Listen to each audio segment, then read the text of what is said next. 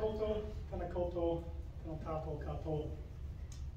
Thank you to the Pearl of the Islands Foundation for the invitation to speak on a topic I know is close to many in this room through recent personal experience, impact on family, both close to home and distant, and through the physical devastation witnessed in recent months by a visual medium, and the recounting of stories and experiences from those who we know and love, and some of us may have lost. A natural disaster and its impact, both acute and ongoing, crosses culture, national borders, age, political perspective, personal circumstances, faith, and language.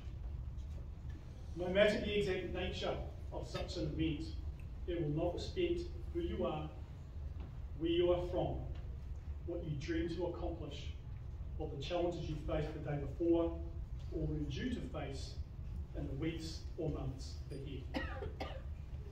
It is a storm that must be weathered, no pun intended, and sometimes, in the case of earthquake, tolerated for a number of years until the earth beneath us subsides. If we are blessed, we and our families may be fortunate to not have personal experience of such a disaster during a lifetime. If we are less lucky, we may experience and be impacted by one either directly or at a distance through families and loved ones.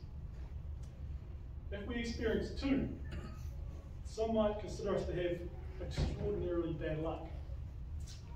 Given I've been personally involved in and living in areas of our country massively impacted. Firstly, the Christchurch earthquakes 2010-2011, and early this year, Cyclone Gabrielle in Hawke's Bay. I have friends who are delighted in reminding me that I must indeed have extraordinarily bad luck. In addition to that, I've been told that wherever my family and I move to next, they have vowed to move far away.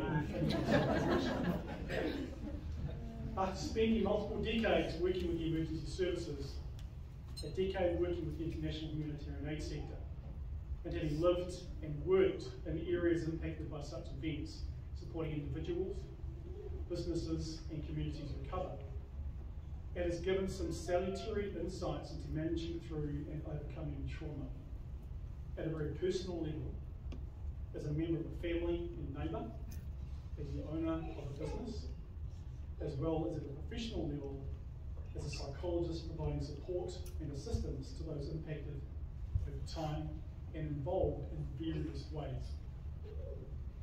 Impact is both straightforward and diverse, simple and complicated.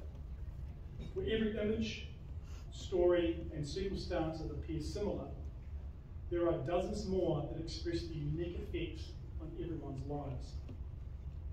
I would like to, in the brief time I have, convey several observations I've made in my career to date that are important for how we overcome, adapt and recover when experiencing first-hand or second-hand or sometimes third-hand the impact of a major and overwhelming natural catastrophe impacting the community in which we live, we work, are educated in and play in.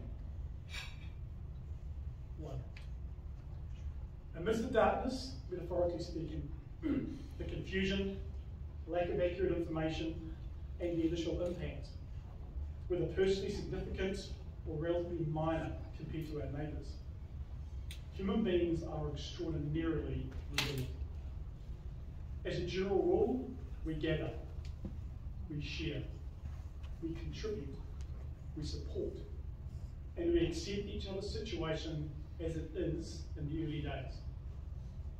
A shared, powerful experience of an event does not differentiate by where you live, who you are, what you do or used to do, or your income. It unites neighbours and neighbourhoods. Needs become simple and wants become irrelevant. Priorities are clear and vulnerabilities are exposed. That sense of unity, of pulling together, of shared experience, of working together and of making progress in even small ways is a powerful moderator of long-term trauma. Storytelling and sharing is generally a healthy method of processing what we have experienced. Doing so in a way meaningful to each individual or group, when it means most to them, in a supportive way, assists how memories are healthily embedded and recalled as we recover and move forward as best we are able to. Two, that unity unravels over time. As life, attention, personal circumstances and responsibilities begin to reassert themselves. Pressing needs determined by immediate requirements of family role, work demands, health status, financial obligations and social constraints often begin to assert themselves after the first 2 to 3 weeks. Vitally important is that as society moves forward, the media leads and social media saturation no longer holds interest. Those most impacted do not feel forgotten. The importance of reaching out, checking in, and demonstrating care and interest through a simple inquiry, taking time, and connecting are powerful buffers to isolation and helplessness. That does not mean there will be much received back in the way of conversation, time, or willingness to share, but it will be appreciated and adds value in a very important way. A significant risk with regards to trauma is delayed impact.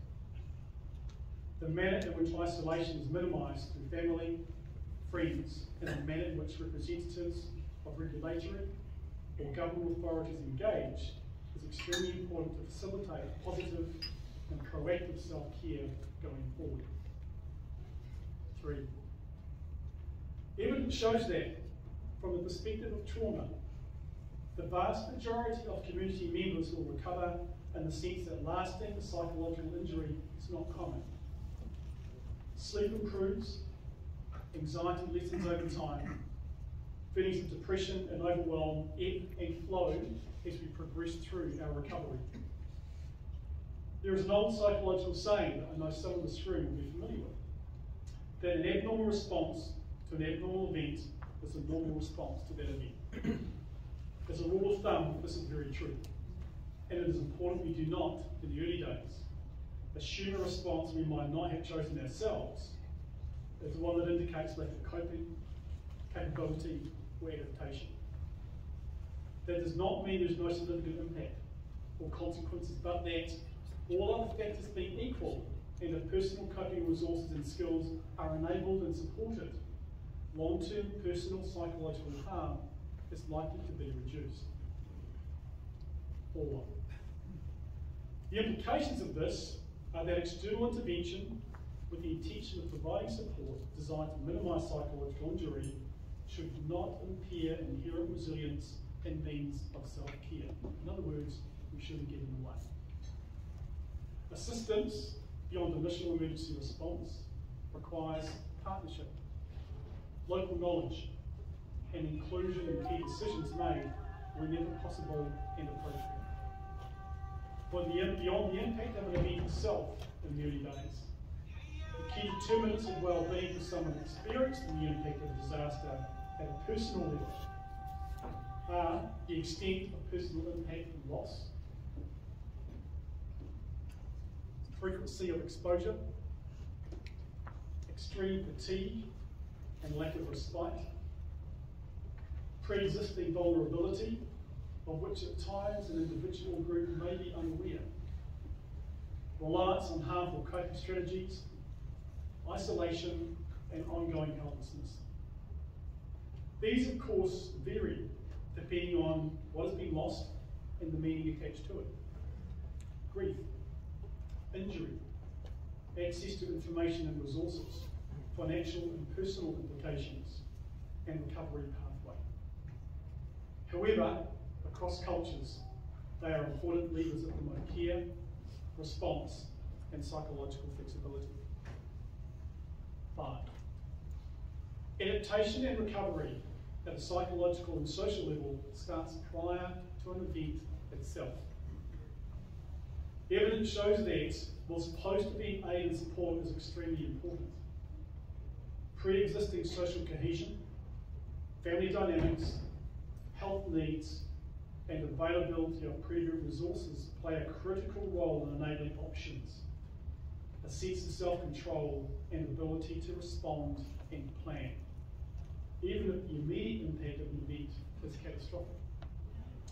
A sense of genuinely being heard, especially by authority figures and government organisations, is vital. Being able to initiate a process of recovery, be it at the level of an individual, community or business, without a sense of unnecessary obstacles, delay or confusion, allows planning, structure and control. These very elements play a key role not just in physical recovery, but in psychological recovery and growth. Information flow, or the lack of it, so acutely felt in the early days post any natural disaster, plays a core role in decision making, understanding, unity, delivery and acquisition of essential support, and mitigation of harm and helplessness.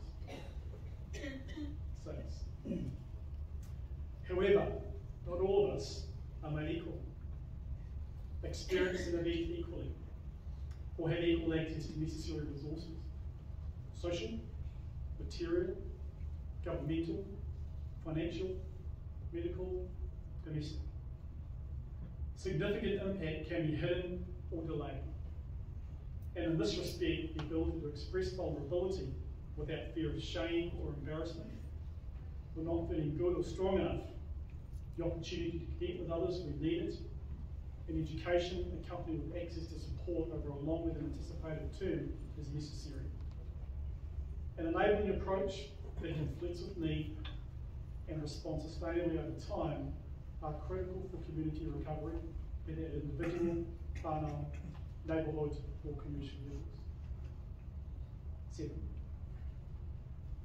Finally, as much as it is the initial response that creates attention, energy and commitment, post-disaster psychological impact is a marathon, not a sprint. It's going to take time. Recovery can be a very mixed experience. Recovery, no matter the details of an event, is long. It is hard. It can be inconsistent. It will be frustrating. It will never move fast enough. It will be painful. At times, for those particularly impacted, it is overwhelming, dark, and despairing. And those are feelings and thoughts that can be difficult to share with others sometimes. A level of fatigue can be present in ways previously barely thought possible, and we may have to redefine and accept an endpoint to recovery that was not what we envisioned at the start. And there is also opportunity. Opportunity to reevaluate what is truly important, to change or shift direction, to appreciate, to learn about oneself and others, to make changes that deep down we wanted, but we've not been ready for or afraid to do. With every cloud does come some silver linings, and they can occur. But few would ever wish those benefits had come at such a high and painful cost.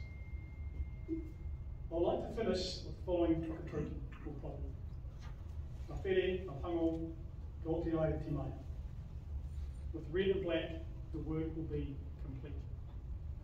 This proverb is about cooperation, and it is seeking and prioritising opportunities to listen, to include, to partner, and to cooperate with a community is best positioned to recover and thrive through trauma of a natural disaster. Thank you for cooperating with me tonight and for the kindness you've shown by listening. Thank you.